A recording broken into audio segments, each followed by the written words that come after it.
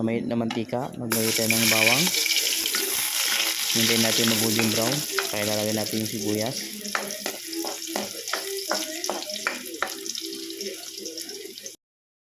So ayan, golden brown na. Lalagay natin yung sibuyas na pula. Bali, magluto tayo ng Bicol Express ngayon.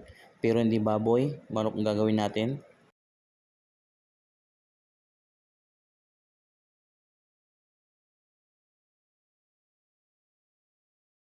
So yan, lalagyan natin yung manok. Bali, may higit kalahating kilo yan. So yan, bikos-bikos muna yan.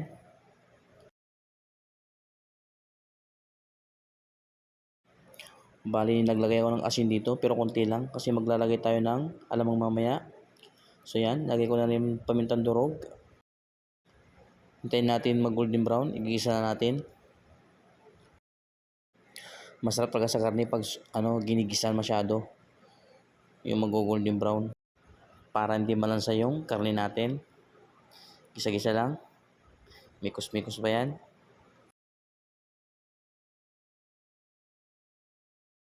So ayan, nagsabaw na yung karne natin. Hindi tayo naglagay ng sabaw dyan. Kusang nagsabaw yung karne natin na manok.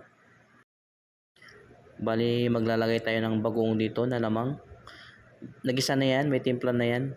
Kaya hindi siya masyado maalat. So ayan, lalagay na rin natin yung sili. Bali, 2 pirasong sili lang.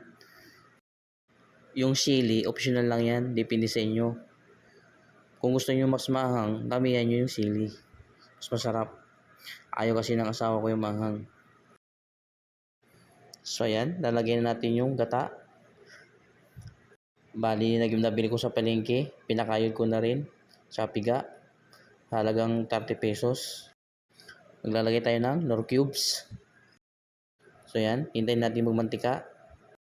Lagyan natin yung sitaw. Bali, nabili ko yung sitaw, 10 piso lang. Hintayin natin maluto lang yung sitaw.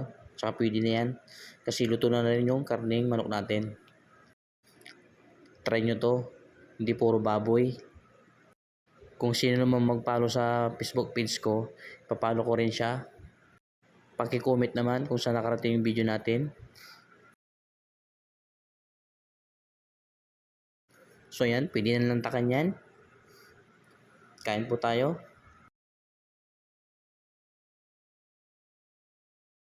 Ito yung finished product natin. Salamat sa panonood.